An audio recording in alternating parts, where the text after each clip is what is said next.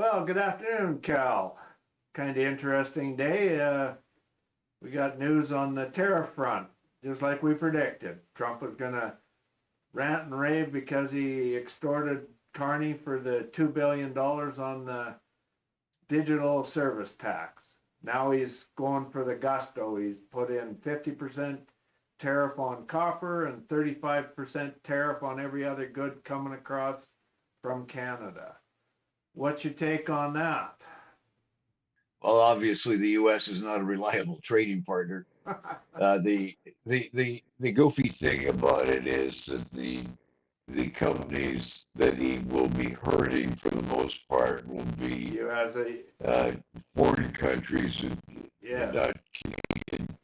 I was gonna read you the letter. I've got a copy of it in front of me. It says, Right Honorable Mark Carney, PC, MP, Prime Minister of Canada, Ottawa. I'm not sure if the PC means Progressive Conservative or what that designation is. Then it goes on to say, Dear Mr. Prime Minister, it is a great honor for me to send you this letter in that it demonstrates the strength and commitment of the trade relationship and the fact that the United States of America has agreed to continue working with Canada despite Canada having financially retaliated against the U.S. Well, what the hell do you mean by that statement? That's totally retarded. As you will recall, the United States imposed tariffs on Canada to deal with our national fentanyl crisis, which is caused in part by Canada failure to stop the drugs pouring into our country. Listen, you meathead. Your border control is conducted by the United States Border Patrol. You spend all this goddamn money on ICE to go after fake criminals that are immigrants and U.S. citizens to deport them. You couldn't spend a little money on protecting and inspecting goods coming into your country? Don't blame other people for your lack of desire to inspect goods. Trump, read my lips. You want drugs on the streets of the USA so you can claim you got a war going on against drugs. If you really truly wanted to stop drugs from coming into your country, inspect every piece of good crossing your border. Pretty easy to do. Now, he goes on to state, instead of working with the United States, Canada retaliated with its own tariffs. Well, what do you expect if you're going to start a tariff war? That we're going to sit here and do whatever you decide you're going to do? You can't deal with somebody that uses extortion versus business negotiations. Business negotiations is about mutual beneficial agreements to make and enhance industry and business mutually beneficial. Extortion is about, I'm going to tell you what you're going to do and you're going to do it no matter what. Well, of course we're going to retaliate, you meathead. Then he goes on, starting August 1st, 2025, we will charge Canada a tariff of 35% on Canadian products sent into the United States, separate from all sectoral tariffs. Okay, goods transshipped to evade this higher tariff will be subject to that higher tariff. Okay, sure. As you are aware, there will be no tariff in Canada or companies within your country decide to build or manufacture product within the United States, and in fact, we will do everything possible to get approvals quickly, professionally, and routinely. In other words, in a matter of weeks. Well, is that like your, 9 weeks, 9 deals, or 90 deals, or what is it? You didn't get any? Like, you're an unreliable business person. These companies that want to go and set up and manufacture goods in the United States, they're dealing with a moron. You think they're going to spend billions and billions of dollars with somebody that's going to change the terms of any deals they enter into, whether marketing to the U.S. or building products and shipping them abroad? You're putting tariffs and inhibiting trade abroad. So there's no point manufacturing in the United States to ship goods around the world.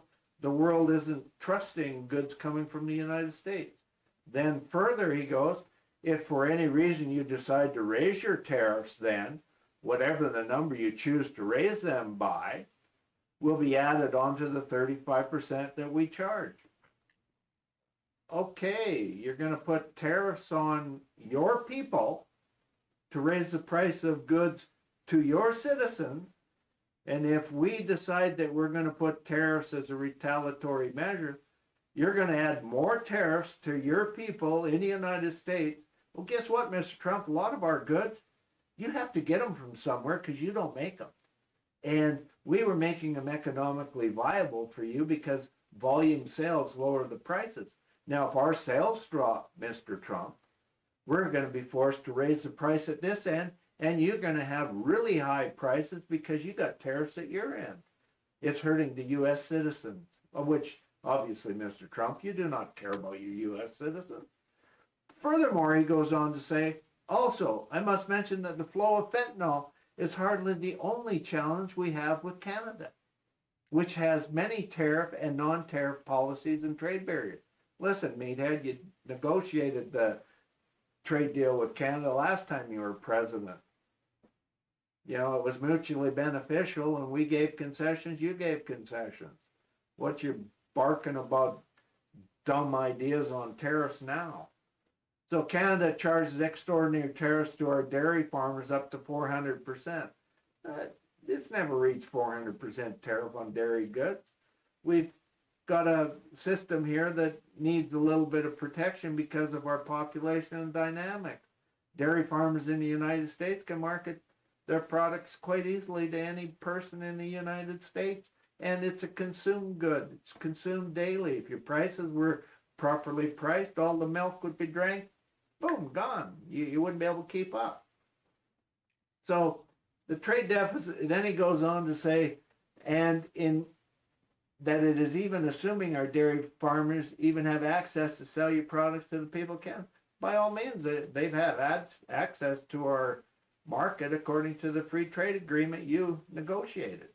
The trade deficit is a major threat to our economy and indeed our national security. Meathead, you make more off of Canada than we make off of you. So I think you got your numbers backwards. In Canada, if Canada works with me to stop the flow of fentanyl, we will perhaps consider an adjustment to this letter. These tariffs may be modified upward or downward depending on our relationship with your country. You will never be disappointed with the United States of America. Thank you for your attention on this matter. All the best wishes, Meathead of the United States. I mean, this has got to be the most pathetic moron I've ever seen. Fentanyl. There's no fentanyl crisis coming from Canada. It's homegrown in the United States, and they try to ship it up here to Canada. I mean, give me a break. Now, that talking about that, I'm sort of being a monologue here. However, Innisfail, Alberta is recognized for its famous dog training center. They've expanded the dog training center over the years and produced some of the top sniffing dogs in the world. They invest hundreds of thousands of dollars on each dog to be trained to sniff fentanyl.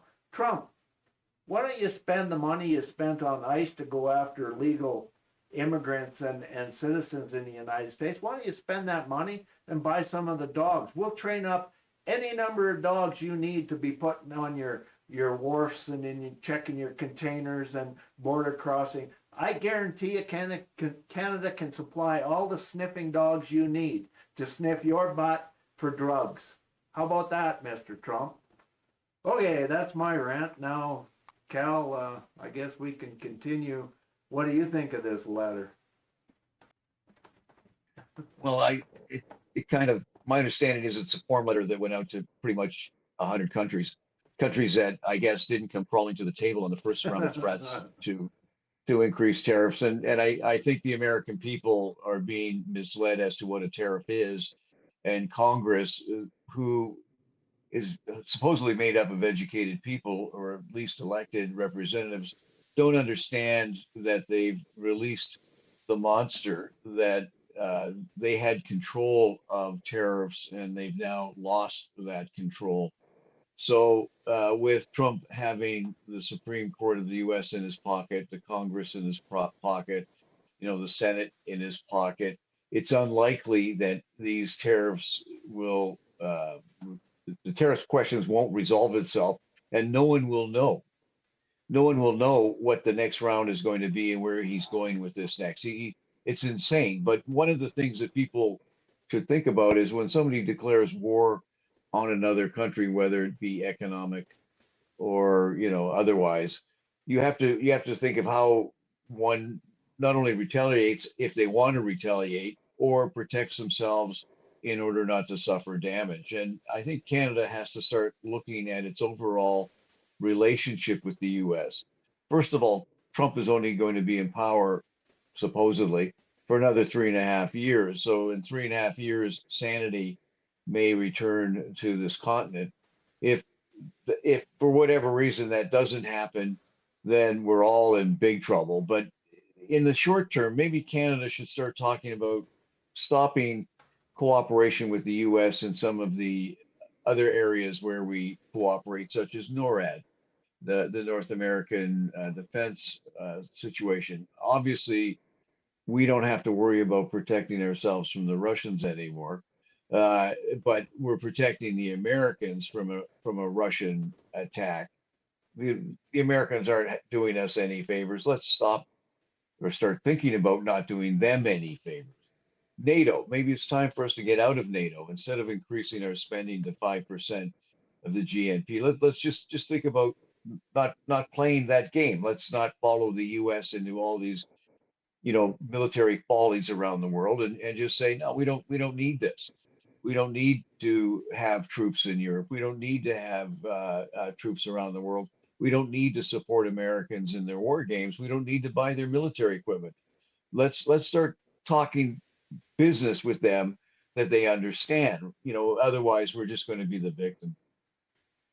Well, I do think we are the victims of Trump, but we've been a victim of the US for a long time now because we sold out corporate Canada.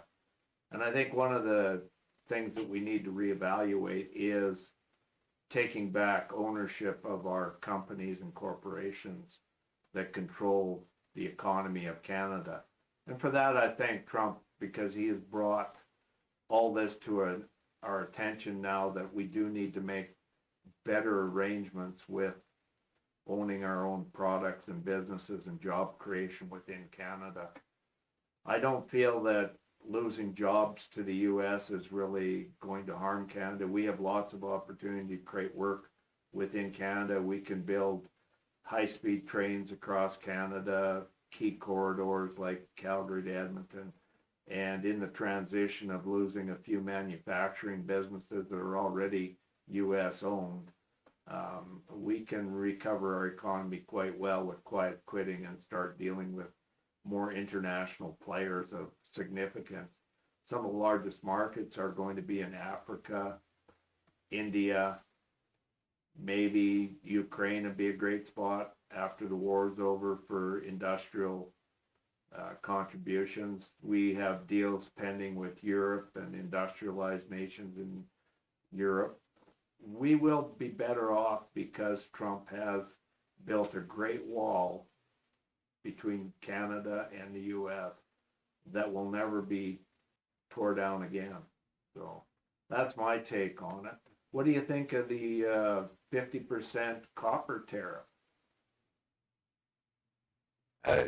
Again, I don't know how much copper comes from Canada to the US. I don't know whether there's copper mines in the US. I don't think Trump knows either. Right? I think Trump just picks a subject and goes with it. In fact, his trade secretary refuses to ask, whatever he says can be flipped within 10 minutes of him saying it. So he's now decided that it's best if he just says, Trump will decide. He's the president in history. He's the master of the deal. And so, I'll kiss his ass and do whatever he says. And unfortunately delegate some of the decisions to people who were experts in their field. He's not going to do that. So it's an interesting under and say who the hell cares. I You know, think quiet it's a quitting is the tariff. best way of dealing with somebody that only knows extortion or refuses to pay his bills if he doesn't get his way. That's his business modi operandi, and you don't deal with people like that because you're always going to get screwed no matter what you do. You can't trust their word, can't trust their agreement, and their signature means nothing, especially with the power of the United States courts backing you. You're never going to get any compensation for them lying and cheating and committing fraud and perjury and all that sort of stuff. But one of the interesting things, a lot of the copper that does come into the U.S. is actually from South America and Canada. They do have a big copper mine. I think it's in Nevada or somewhere there that has been stonewalled for the last 10, 15 years to going into production of copper. I think it's mostly because the price was down on copper and it wasn't viable economically, and it's supposed to be a huge copper mine. This might be one of the reasons he's trying to do protectionism to open this mine, but when he was in power last time, he didn't get the mine open. And the other point I wanted to make was I did a quick Google search, and of course I asked how much does it cost to make a U.S. penny out of copper, and it came up with it at 4 cents. So if Trump is going to put a tariff on copper coming into the U.S. of 50%, that means the price of copper will probably go up by 2 cents. So it'll be 6 cents to make a penny. And that's great business. Your penny's worth 1 cent, but you're going to now force the cost up to 6 cents to make a penny. So obviously the genius is going to get rid of the U.S. penny, because only the poor people use pennies in the U.S. anyway. The rich never care about a penny. So that's maybe why he put a 50% tariff on copper, was to justify cutting the penny out of circulation. They shipped something like 3.17 billion pennies in 2024. So it's quite a significant amount that he could save. And I believe the stats say that 50% of the copper coming into the country, or comes into the country, they import 50%. So that's a significant amount of their copper. So they'd have to increase the production of their mines significantly. You got information on that, Cal? Yeah, apparently Arizona and Utah, and apparently one of the mines is the largest, has produced more copper than any other place in the world. So I guess there's a demand to put a tariff on copper, but all of that aside, the tariffs that they're now imposing on Brazil, negative. They're not in a negative trading position with Brazil. In other words, Brazil buys more things from the U.S. than the U.S. buys from Brazil. But the reason, it's like the reason in going after Canada, in Canada, they say it's the fentanyl that comes in. In Brazil, Trump doesn't like the fact that the crimes committed while he was in the presidency. So it's got nothing to do with trade. It's got to do with foreign economic policy. Again, power should belong to the Congress. Congress has just given up everything. I don't even know why they bothered to sit. You know, stupid questions from constituents like, you know, where did the Epstein files go? You know, otherwise, why would you need them? It creates news for CNN and yeah. I mean, that seems to be the issue. I mean, if Canada wants to deal with Trump and all his childish behaviors. The worst thing you can do is engage him. I think Carney needs to learn that, from the digital service tax, that if you make concessions with a baby that figures he just got his soother and wants another soother, you're never going to be able to deal with a person like that. So my advice to Carney would be put this digital service tax back in immediately, going into effect tomorrow, and go collect the $2 billion, because Canada's going to need that money to deal with the morons south of the border. And that was a big mistake, and hopefully Carney learned his lesson that you can't deal with a person like Trump at all, and then quietly ignore him. He wants the press, and he wants to cause chaos, and he wants to get news, and it's all a distraction.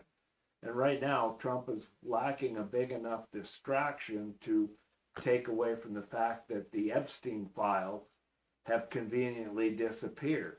I mean, it's funny that there are no Epstein client list, yet there's a convicted person sitting in jail, and she's sitting there because there was a list and victims.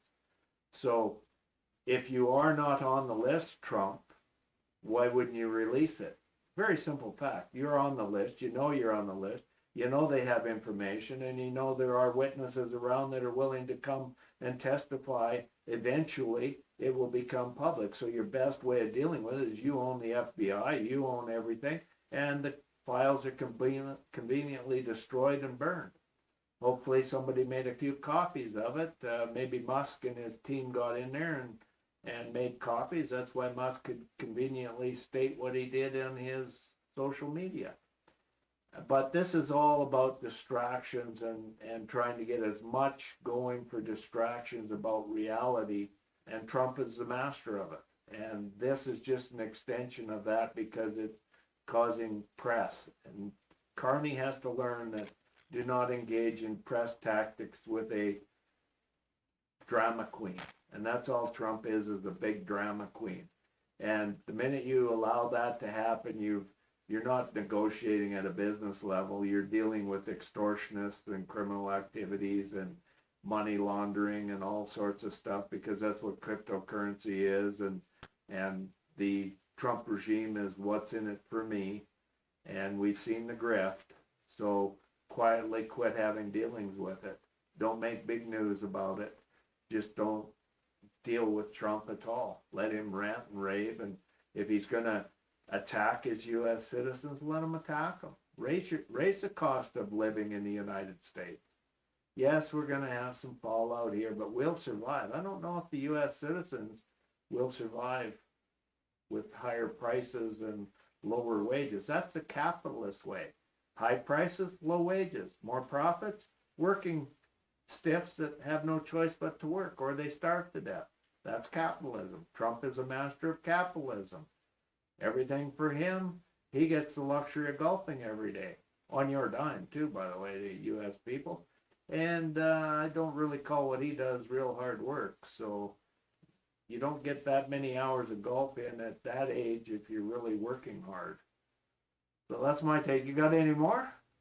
Well, one of the things Canada of essentially second world countries, and they now have, according to the latest GDP.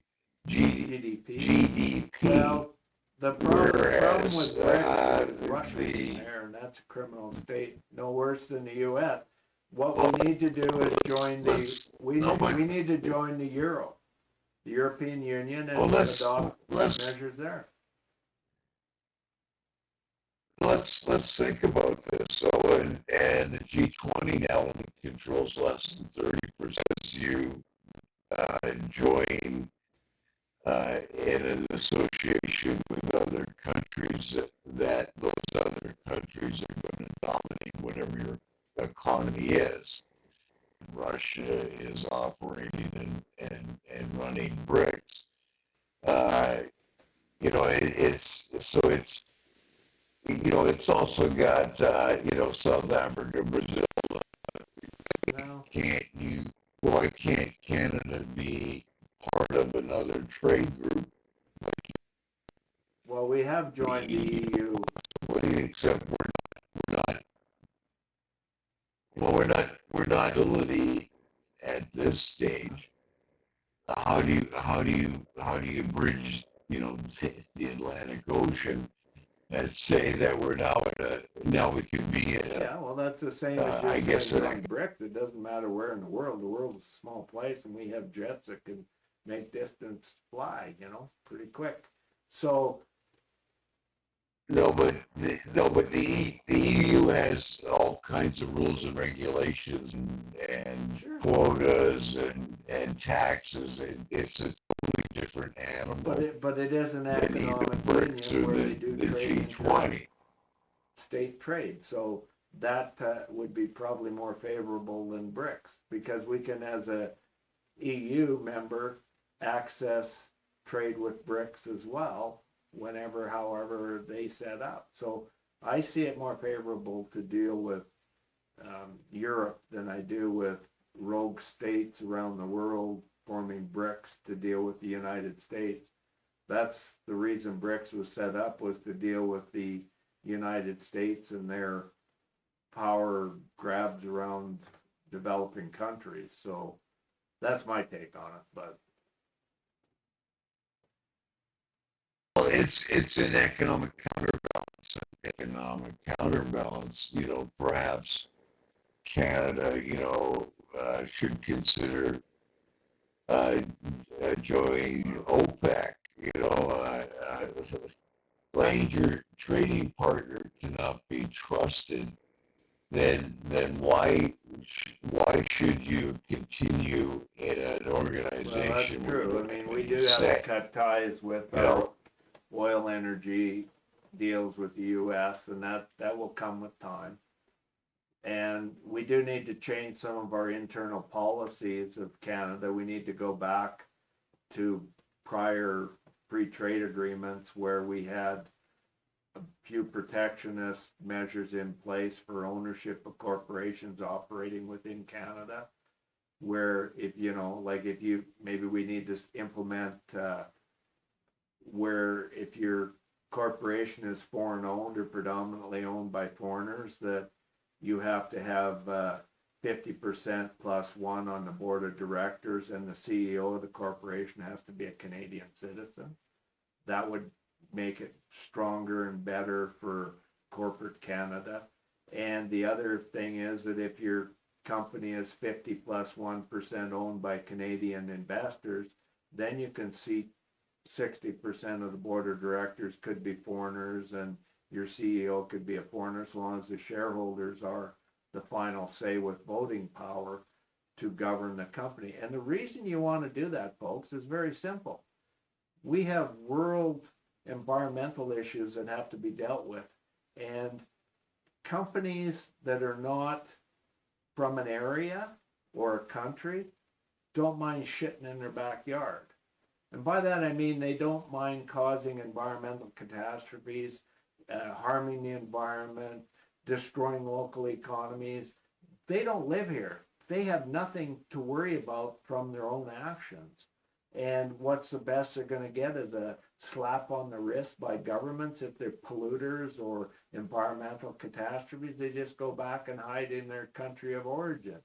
So if you really want to do something about global warming and you want to make sure that we have environmentally responsible people, start changing the laws to put people that are local, homebred, and have an impact in their backyard for their kids and grandkids.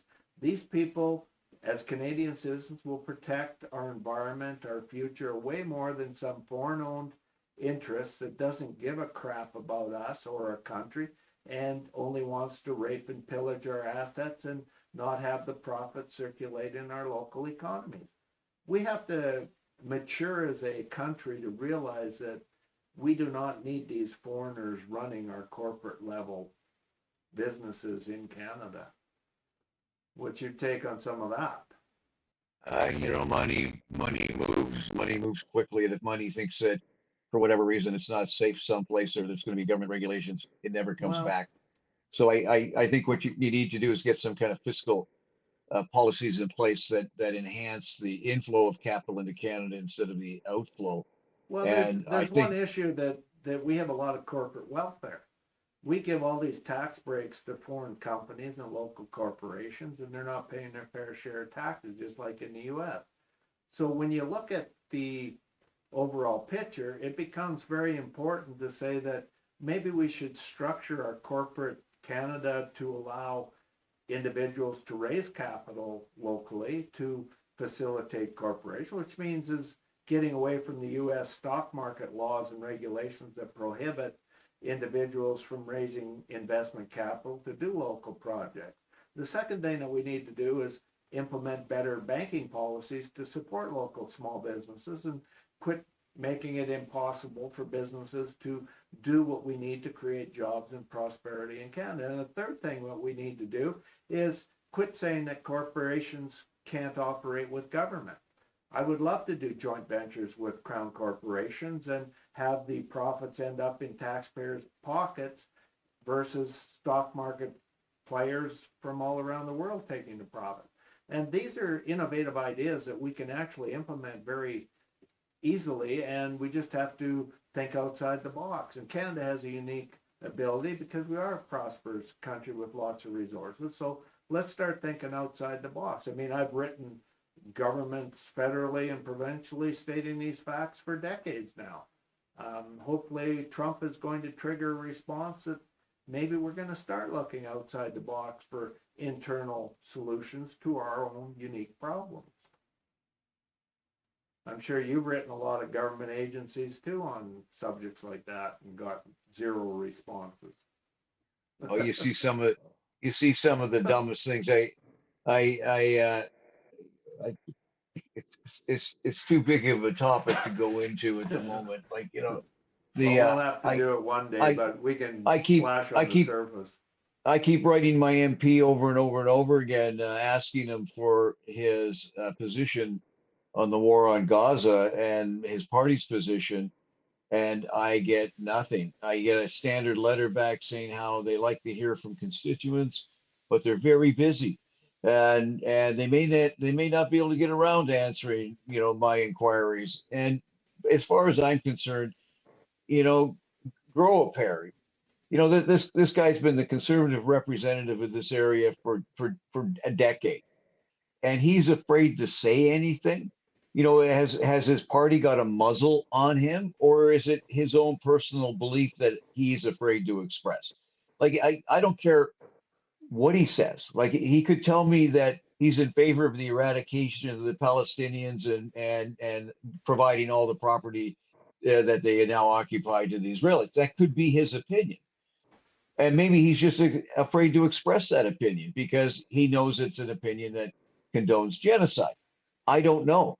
But when he doesn't answer at all and say that, oh, I think it's a horrible tragedy and we're working to prevent further killings, that would seem to be a logical answer. But to say nothing, the silence is deafening. So you getting no response from governments with respect to anything that But I think in you're this day and suggesting age, isn't I think unusual. This day and age with the internet, there's probably inundated with email responses because everybody's so choked about issues going on in their backyard that everybody's writing their MP and MLA and it's they're not but you have your top. They could AI respond. Oh no, you have your top 10 answers to certain questions, right? Yeah. So when my question comes in, and what is your opinion on the genocide in Gaza? They look at a chart and they go, oh, that's answer number 3. We don't give a fuck. No, but yeah, what they do is they look at the question and go, we aren't answering that one. And that goes into the bottom of the bin, right? And I think isn't that saying more about the quality of politician that is being elected, because the system is geared that you got to kiss ass to get money to run, and by having ass kissers running in politics, you're always going to get the ones with lips puckered not going to say anything, not going to do anything, and the party's going to make sure they silence them because they have to get the funds and donations from the wealthy. And as you see, all the laws favor the wealthy. I mean, that's wrong in a democracy, and that needs to be dealt with. If you're going to correct the system, you're going to have to start making changes, whether you like it or not. The system. This guy's got a nice. He's got a nice cushy job. Yeah, regular paychecks. Once you He's kiss ass and get in, he's you're good for life. You get. He's gonna. Yeah.